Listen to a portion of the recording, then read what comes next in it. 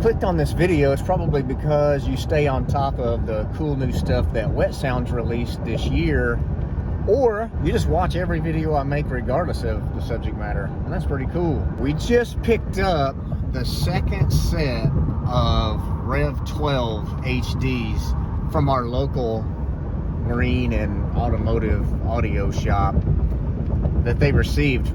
Probably only a handful of sets in the state, and it could be months before new ones are available. From what I understand from a friend of mine that owns the shop that we used, Cali Customs, that did the seats in our F100, he told me that the bass response from these is probably better than some other boats' actual subwoofer sound outside of the boat. So that excites me to gain that full range. Don't necessarily need the additional distance that you can hear them from, but he tells me that we can tune them accordingly. They reused the same hardware as the previous generations of speakers, so you don't necessarily need new ones unless you're selling them to someone else and they need them. You have a choice of 3 different grills on these new speakers. Now, these have been around forever. These, we've had a similar style like that, but this is something that's brand new with these new HD speakers. So that's the ones we wanted.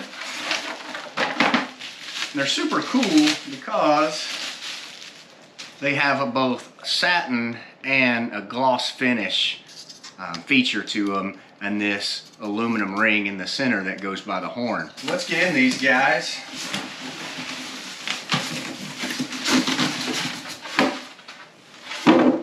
Holy moly. So they do offer them in a 10, which would satisfy most everyone, and honestly I would have chosen the 10 if they would have been in stock, but I'm told having the 12 is just going to open up a little more range of sound for us. This is one of these giant speakers. Now they do come standard with RGB light rings that go behind the grill, RGB ring on the front, and a backlit logo that's RGB. Now the cool part about these giant new speakers is the mounting surface is recessed below the outside of the housing. The Rev 12 HDs actually don't hang down as far from your tower as the previous generation Rev 10s. It's a really neat feature for OCD people like myself. This is almost an infinite number of mounting locations for your grill. So if you want them clocked a specific way, or maybe you've got the old iron cross style, and you want them to line up just so from the mount, you can run those into any one of these and fasten them down to your liking. Here's a comparison to both of the speakers. This is the Rev 10 and then the new Rev 12 HD. With the grills installed, there's about a 2-inch difference in height, which would basically be the length under your tower that these are going to extend to.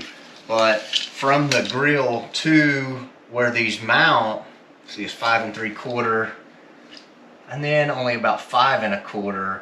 So the Rev 12s will be actually 2.5 inches further forward of the tower than they were with the Rev 10s. So I'm out in the shop swapping these out. Sorry if it's a little sweaty. You kind of get an idea of the distance these hang down, and you see how much room there is between the tower and the top of this speaker. Now if you look at this Rev 12, it doesn't hang down quite as far, but it's much tighter up inside or against the tower, which is awesome if you've got the space, which you should have. Much more convenient place for this speaker to be located. It does stick out a little further in the front of the tower versus like the Rev 10s, but whatever, give and take. On the logos on the, I guess you'd call this the front or the back of the speaker, I don't know, we'll call it the front. If it's not clocked correctly, you have to take these screws completely out, like I did here, and remove that disc. And essentially, you've just got this glow ring or something that will refract all the light you get from these LEDs. And you have this giant circle of holes that you can run these screws in to hopefully get this leveled. Powering our speakers is this Wetsounds HTX-4, which came in our boat. Now, it is set up in a bridged configuration, So it's sending about 300 watts RMS to the tower speakers, and the Rev 12s are rated to 400 RMS and 800 max. But according to Wetsounds, they've sent well over 800 watts to them, and they just wanted more. So we definitely are, I would say, on the verge of underpowered going to these new Rev 12s.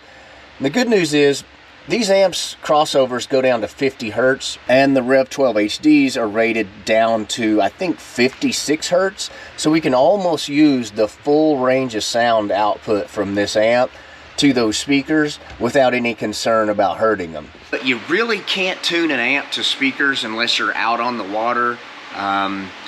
So as close as I can get, we'll be pulling the boat outside of the shop, kind of into the open area, so you don't get that sound bouncing off of metal building. So the volume is at half on the towers, and the gain is at 3/4 on the HTX-4 amp that's bridged. We're 450 feet from the boat. This is from the swim platform. Wakeboard distance.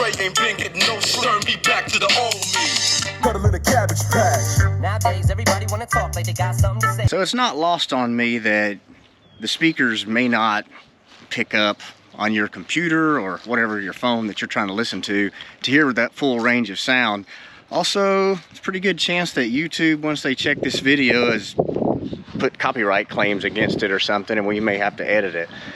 But the point of this video was kind of show you these Rev 12 HDs, the unboxing, difference between Rev 10s. I can tell you they pick up a lot more sound than the Rev 10s do, and they're hungry for a lot more power than the Rev 10s need. Shouldn't be a surprise to anyone. I appreciate you guys watching. We'll see you next time.